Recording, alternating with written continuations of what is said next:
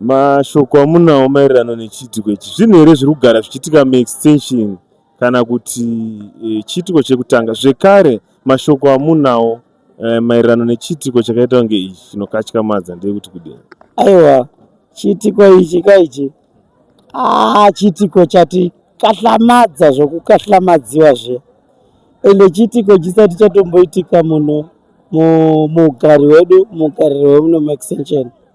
Tanotanga kutozvinzwa nhasi kuti iwe vana vanorava voiswa mubhoti. That's a very deadly thing. Ende inini mashoko andinawo ndeyekuti munhu akaita nyaya iyi handiti mugari wemunomu area iyoyi padhuze dhuze ipapapa hatitombodi kutsvaka muroi kure. Hanzi unotsvaka Mwari kure kure uchimusiya ari mumba maunorara. Handiti sei madaro imimi? inini ndiri kudaro because hakukangonzi kwakunzwa search to search, kwakuitwa house to house search, vana vobva ngowanikwa vakaiswa mbuti. Ko ndiani anga akavachengeta muimba yanga akavachengeta? Ende padhuze nenzvimbo yedu iyo yatinogara iyoyo. Saka mugari wacho culprit yakatozviita izvozvo zvinhu itori munomu padhuze dhuze. Hapana few houses 10 blocks apa ndiye munhu akatozviita izvozvo. Akabva mhanya kanoti no, to clear the evidence I should put them back pasini so that vanozowanikwa vari ipapo. Handiti asi shoko iri rakasvika here kumapurisa? Nekuti tinoziva kuti mapurisa emuno eZimbabwe Republic Police ndo nyaya dzavanoshanda idzodzo dzichiita sei dzichibudikira?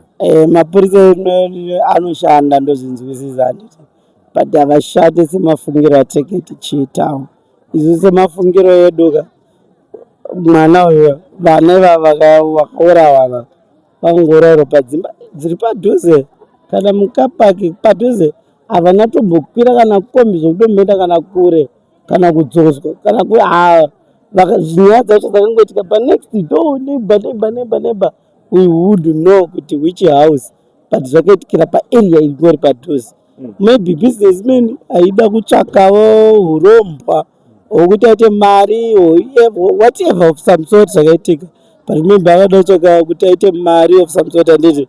But however nyaya dzacho dzakangozotutuma, takangomira postmortem titiudze kuti hapana here urehwa hwakaikwa hwokuti mwakabviswa zvimwe zvinhu poti tikashaya mamwe maparts especially tine kidney missing. Izvozvo ndozvinotiudza kuti no, uyu munhu anga akachida kutengesa maparts evana ava. Handiti pose kungouraya vana 3 kaeji nditori mwana wane almost 1 point. Zvatondirwadza zvokudoti why ndiri kuwanikwa ndinowanikwa because ndiri kudoedza kusapota. No, this is not good doing yaitika. It's a bad doing. Handiti saka I'm so devastated. Zvese zvandibata zvakasingaita handiti. Saka ndo mashoko andingagona kutaurirawo Zimbabwe nevamwe vese vakateerera panyaya yachona. Right, dai kwakuri kunzi mimi muri jaji munhu uyu abatwa, mutongo wamaimupa ndewekuita sei kana kuti zvakafambiswi sei? Mutongo wandaipa munhu uyu kuuraya vana 3 handiti hatimbofa takataura life sentence apa. Ngangoiswa mapaipi emutsinga yayo, hameno ma-IV aya anopinzwa mutsinga yayo, munhu ongofa ingori death penalty. Hatidombonidhe kana kuti munhu yemusociety akadorarama nayo vanhu. That's an animal. That's an animalistic behavior. Ngangourawa ungobva kozikangwa kuti munhu hapana munhu anotongofa. Ngangoitwa death penalty. Zvekukwera chidzi mutongo 20 years 40 years life in prison ndikala basa yayo. Ngangourawa angoiswa ma-injections ake afa a painful death yekuti anofa yachirwadziwa azive kuti marwadzisiro akaita vana vaya vachifa ndo marwadziro anofanira kungoita achingoita chete. Hapana chimwe chandingagona kutaura pasviri. Painful death ngangofa. Zvokuti mukada kuti kana muchiti life imprisonment yei pamunhu akadhakwa kudaro life imprisonment. Hapana, munhu ngangourawa painful death.